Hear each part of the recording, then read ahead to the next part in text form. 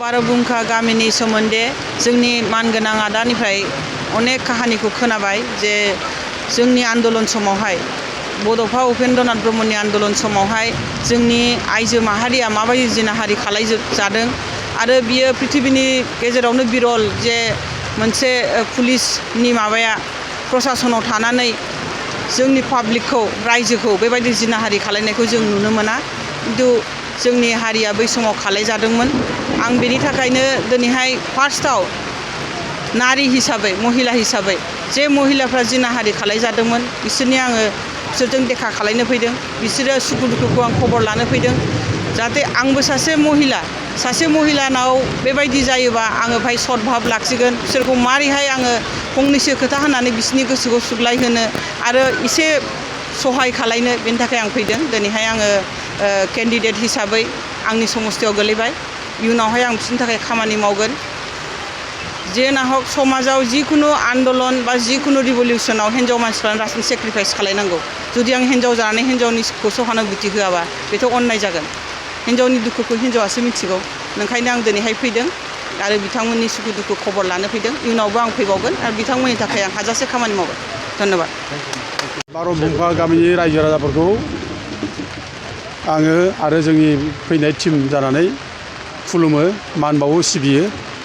आं लोगोसे दानि जोंनि क'क्राझार समस्तिनि बिजाथि शिउलि महिलारि बे जे मैयासो गावनि नमिनेसन पेपार होनायनि उनावनो जे बार'बुंखायाव फैनो जे गोसो जादों, आं जोबोद मोजां मोनदों।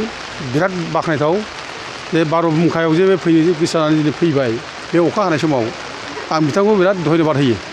बार'बुंखाया मोनसे जारिमिनारि बे जायगा बियो आरो बे माने बार'बुंखानि बाथ्रा बुंब्ला दाबो खोमोन गसंख्राङो जोंहा गोसोआव गोजां माने बिराद गरम भाब फैयो, गोजांस्रिउ मोनो।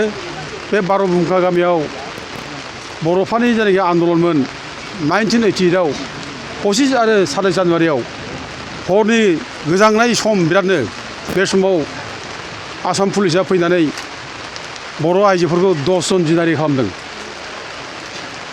25 थारिखखालि 3 आरो 27 थारिखखालि 7 जन।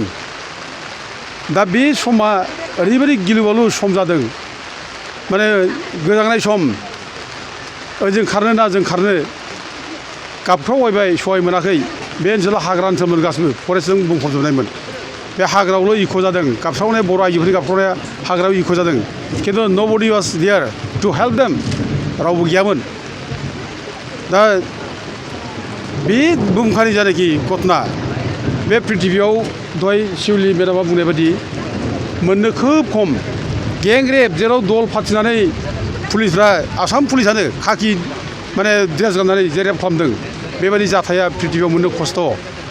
दा जेब्ला बे जाथाया जायो, बे जाथाय जानायनिफ्रायनो बर'फोरनि गेजेराव बिराद बिग्रायनाय फैयो, बर'फ्रा बिराद माने जांख्रिनाय फैयो। बे जांख्रिनायखौ नुनानैनो आरो बेबायदि गरम मोनसे जाथायनि उनावनो बड'फा उपेन्द्रनाथ ब्रह्मआ डु अर डाइ बे आन्दलनखौ स्टार्ट खालामदों। थै थां जोंनो बड'लेण्ड नांगौ, बे आन्दलन खालामदों। आरो बे बार'बुंखायानो जावरिखांनायनि जांख्रिखांनायनि मोनसे माने दिंग्राय बिन्दो।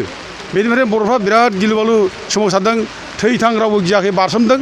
आरो बुंनो थाङोब्ला दिनै बे बार'बुंखानि थाखायनो बे बिटिसि मोनदों होननानै जों बुंनो हायो। बिटिसि मोनदों, बिटिसि मोनदों।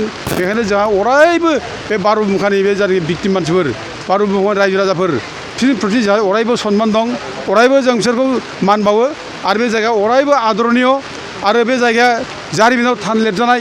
जों बे गामिनि नामखौनो मख' बुंखा गेंरेप, बुंखा गामिखौ अयथासार खालामदों। बिदि होनायनो जों भारत सरकारखौ नारसिनदों। बड'लेण्ड रायजो जायनाखि दाबि खालामनाय, बेखौ जों जास्टिफाइ खालामबोदों। दा दिनै जोङो बिटिसि मोनबाय। दा बिटिसि सरकाराबो हाग्रामा महिलाया थानाय समाव किसु एसे सहाय खालामबाय, खिन्थु बे साफिसियेन्ट जायाखै।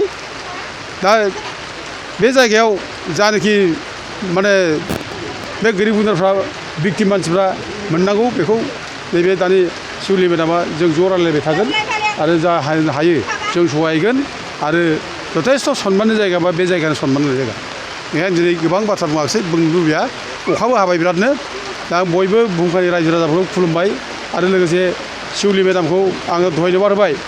दा बिथाङा जे बेयाव एखेबारे गोसो जानानै जे गावनो फैनो ओंखारदों, दा आङो बाख्नायो बिथाङा जोबोद गोरों मानसि दा गोदान फेस गोदान महर मुस्रिनि मानसि जों बेखौ नुबाय दा रावबो साननो नाङा दिनै अप'जिसनफ्रा हयथ' बुंनो हादों बे माने हाग्रामाया गावनि बिसिखौ होबाय बे नङा हाग्रामाया होआमोन बेनो रायजो राजा दाबि खालामदों रायजो राजा बयबो बिदों जोंनो निउ फेसआव गोदान मानसि नांगौ बे खेथ्रआव दिनै बेनो रायजो राजाफोरनो दारुजुलुम दाबि खालामनानै केन्डिडेट होदों दा बाथ्राया बेबो नङा जे हाग्रामा बिसिया जे एमएलए दारै मोना बबेबा आयेनाव दंबालाय खुनु आयेनाव गैया संबिधानावबो बिदि आयेन गैया दा बेक्तिथ' बयहाबो अधिकार दं बयहाबो लिबार्टि दं आं एमएलएबो जानो हागौ हाग्रामा बिसि जानानै बा आङो पार्टिबो गोदान खालामनो हागौ बयहाबो राइट दं दा गथे बेखौ बुंनाया जुक्ति गोनां बाथ्रा नङा बियो बे माने आयेननि बेरेखा बियो दा गथे जों दिनै आसा खालामदों जे शिउलि मेदामा एखे निउ फेस बिराद गोदान